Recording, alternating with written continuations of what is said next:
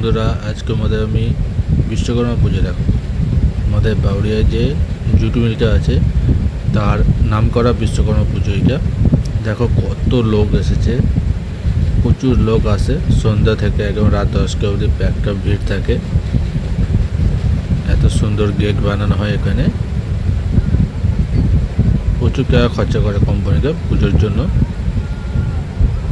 দেখো কত মানুষের ভিড়, প্রচুর দোকানও বসানো হয়, ফুচকা, ঘুগনি, আইসক্রিম, এরকম প্রচুর দোকান বসে, প্রচুর লোক আসে। আর এই একটা সিম্পল প্যান্ডেল, একটা